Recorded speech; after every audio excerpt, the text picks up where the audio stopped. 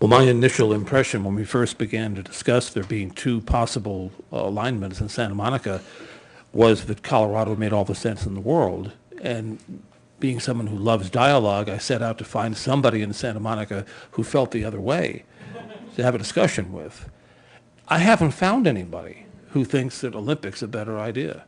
Nor did anybody testify tonight, nor did we get any email in the course of this. So I think it's a pretty good guess that the city's position is going to be that we would prefer the light rail go down Colorado. So those who are concerned on that issue, I think we have you covered.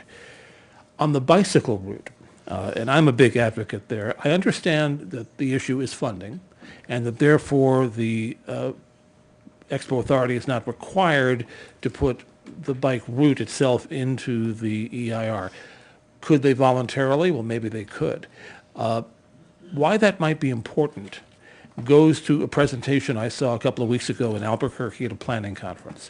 Somebody showed a map of the Washington, D.C. metro system and how much of the D.C. metro that serves if you count all the people who live within a quarter mile of a station and can walk to the station. And it serves, I don't know, maybe 20% of the metro. Then they showed the same map overlaid with a half-mile circle around each station, which represented the bicycling distance that people reasonably might do. Maybe it was more than half a mile, because I know I'd certainly bike more than half a mile to a rail station. It covered 90% of the metro. It was a night and day difference. So I think what's important as we look at least the part that we're asking about, which is the stations here in Santa Monica, is that we look at how bicycles will be able to access those stations safely, which means looking at the intersections around them, and what happens when a bicyclist with a bicycle arrives at an Expo station. If they're faced with the ADA ramps that double back on themselves, the switchback type ramp, that doesn't make it very easy to get your bicycle into the station. Will there be storage space at the station?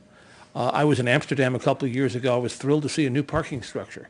2,500 spaces in this parking structure, not a single car, they're all for bicycles.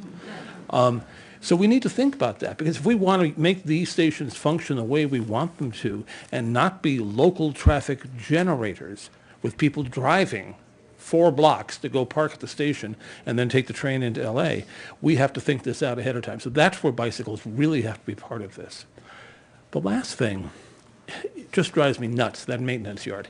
The reason why I asked if the Expo Authority could put the image up, all the other images in the appendix of different installations they're planning are rectilinear in shape, except for this one, which for some reason was cut off right where the residential neighborhood begins. And I have to believe in my heart that if in the planning process people had looked at that image and seen how many homes and how many apartment buildings are right adjacent to that site, this wouldn't have gotten this far, but it did.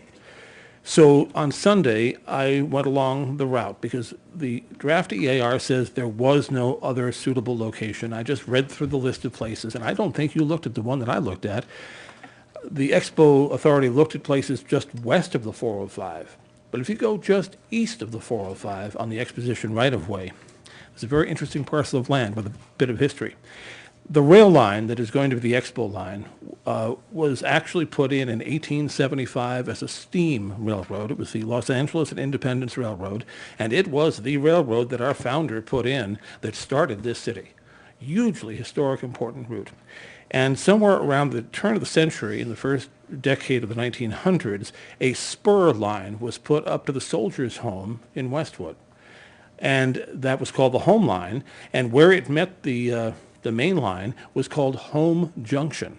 And if you look on satellite images from Google, you can still see the curves of the old railroad tracks in how parking spaces are aligned and how retaining walls are there. It's an industrial neighborhood. And there's a large, mainly rectilinear block bounded by Sawtell on the west, by Pico on the north, by Sepulveda on the east, and by Exposition Boulevard and the Expo right-of-way on the south that is in mostly industrial use to this day. That is almost exactly the same size as the piece of land that's being looked at here in Santa Monica. So I'm saying that maintenance yard belongs historically and logically at Home Junction.